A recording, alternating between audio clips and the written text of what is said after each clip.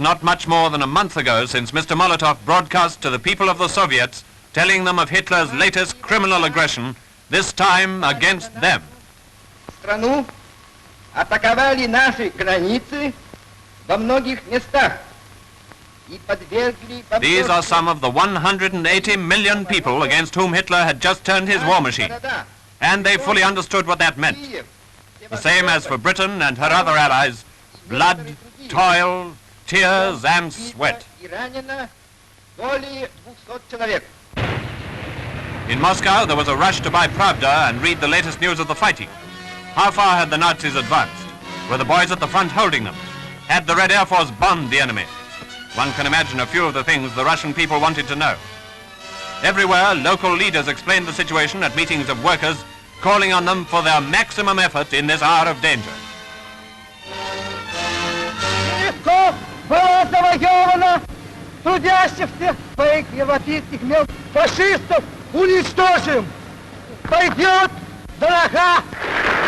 And everywhere throughout their vast country, the people of Russia responded. Russian factories, already working overtime, even increased the tempo of their war production. For years, Russia has been aware of the danger and has been preparing for the day. But now production must be geared higher still into the speed of war. In this mighty effort, like our own munition workers, the women of Russia are playing a tremendously important part.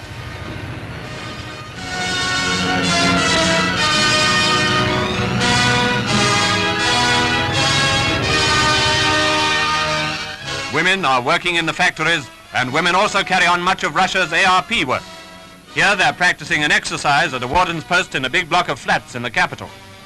The Russians have had time to observe the effect of indiscriminate air raids in other countries and to bring their ARP right up to date. They certainly don't underestimate the Nazi capacity for ruthless bombing.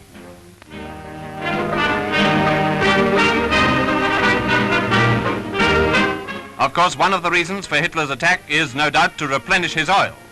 Down on the Caspian Sea, and evidently from under it, the Soviet draws much of its oil, which flows by pipeline from Baku to Batum on the Black Sea.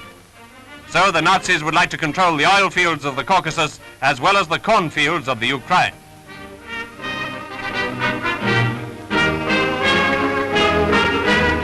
Hitler, knowing the effect of the British blockade, hopes to refill his war granaries by plundering the people of Russia. But even if his armies succeed on the southern front, Stalin's policy of the scorched earth will deprive Hitler of any loot. Paintings in Moscow provide a vivid record of the defeat of another invader, Napoleon. Russian generals can draw inspiration from these old pictures of the fighting on the road to Moscow and the retreat from Moscow.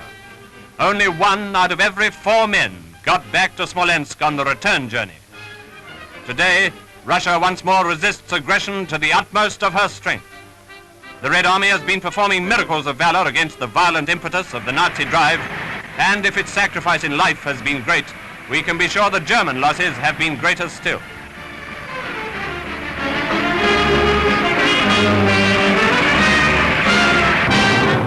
The part of the Red Air Force is heroic, destroying enemy machines, supporting its own army, bombing the vital oil fields of Ploisti.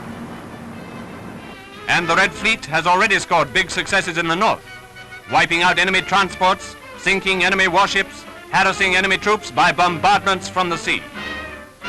From the west, we must fully support Russia's gigantic effort, for our joint success now can win this war.